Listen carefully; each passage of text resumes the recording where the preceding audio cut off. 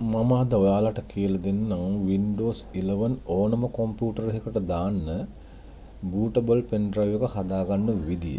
ඒකට ඔයාලට අවශ්‍ය කරන Rufus app එක, Windows 10 ISO file එක, Windows 11 ISO file එක. Windows 11 ISO file එක download කරගන්න link එක සහ Windows 10 ISO file එක download කරන link එක පහළ description එකේ දාලා තියෙනවා. Rufus app එකත් download කරගන්න link එක පහලින් මම දාලා තියන්නම්. මේ තුනම ඔයාලට download කරගන්න පුළුවන් ඒ link හරහා ගිහිල්ලා. ඉතින් දැන් ඔයා මේ Rufus app එක සහ Windows 11 ISO, Windows 10 ISO file ඔක්කොම download කරගෙන තියෙනවා නම් ඔයාට මුලින්ම කරගන්න තියෙන්නේ ඕනම කම්පියුටර් එකට Windows 11 දාන්න ඕන නම් මුලින්ම Rufus හරහා Windows 11 bootable pen drive එකක් හදාගන්න එක. ඒකට Rufus double click කරලා මගේ pen drive එක තමයි මෙතන device එකට ඔයාගේ pen drive එක තෝරන්න.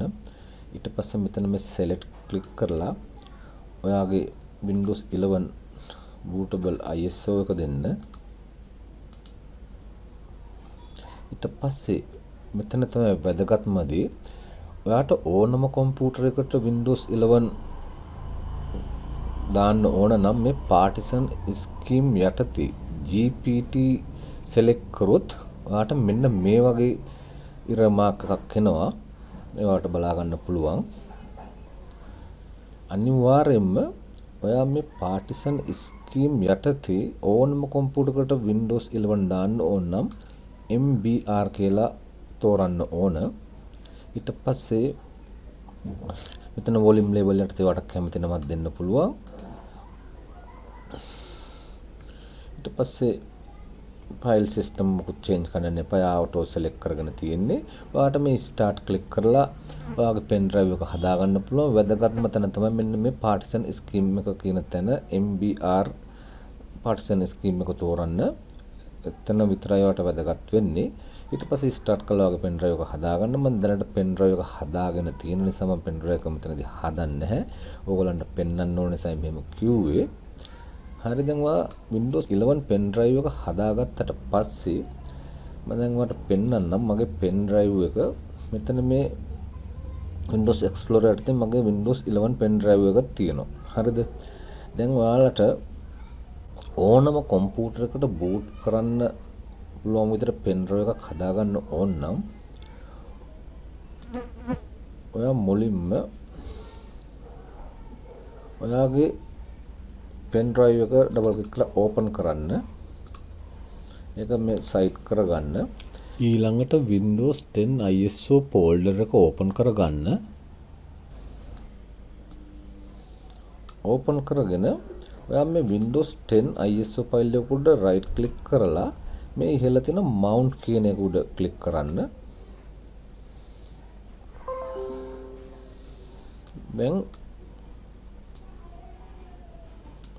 අපි මේක Windows දෙක මේ විදිහට දාමුකෝ.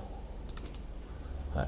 දැන් ඕගොල්ලන්ට බලා ගන්න පුළුවන් මේ දෙපැත්තෙම එක විදිහට තමයි පේන්නේ. ඒ වුණාට මේ දකුණු අත පැත්තේ තියෙන Windows 11 bootable pen drive එක.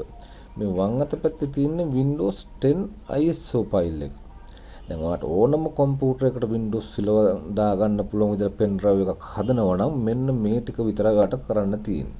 ඔයා මේ Windows 10 ISO file එක mount කරාට පස්සේ මේවට මේ sources කියලා folder එකක් බලා ගන්න පුළුවන්. හරිද?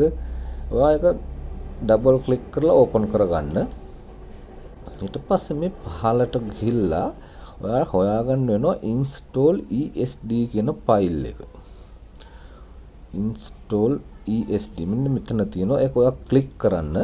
ඔයා ඒක click කරලා අපිට මේ ESD file එක නැතුව අනිත් file ඔක්කොම ටික තමයි copy කරගන්න ඕන. ඒකට තමයි අපි දැන් ESD file click කරලා ඒ window එකේ ඔයාලට මෙතන පේනවා මේ mouse point එක තියෙන තැන මම highlight කරලා පෙන්නන්නම්. invert selection කියලා තියෙනවා. අපි මේ invert selection click කරාට පස්සේ ESD file එක select වෙන්නේ නැතුව අනිත් file සියල්ලම select වෙනවා. අපි දැන් invert selection click කරමු. දැන් ඔයාලට බලා ගන්න පුළුවන් මේ අනිත් file ඔක්කොම select වුණා. install esd කියන ෆයිල් එක නැතුව දැන් මේ ඕනම ෆයිල් එකක් උඩ right click කරලා copy කරගන්න. ඊට පස්සේ ඔයා මේ දකුණු අත පැත්තේ වගේ Windows 11 bootable pen drive එකට ගිහිල්ලා ඒකෙත් ඔයාලට පේන්න තියෙනවා sources කියලා folder එක. ඒක double click කරලා open කරගන්න. ඊට පස්සේ මේ window එක maximize කරගන්න. දැන් ඔයා මේ හිස් තැනක right click කරලා ඒක paste කරන්න.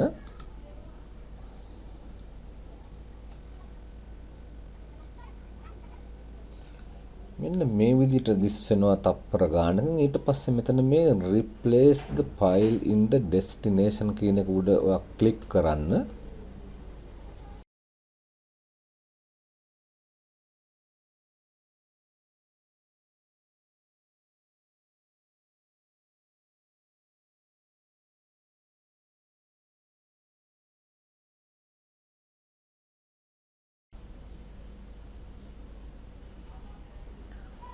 හරි ෆයිල් ටික සියල්ලම කොපි වෙලා ඉවරයි. Windows එක ක්ලෝස් කරන්න.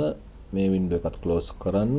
ඉතින් ඔයාලට දැන් ඔයා හදාගත්ත pen drive එක පාවිච්චි කරලා ඕනම කම්පියුටර් එකට Windows 11 දාන්න පුළුවන්.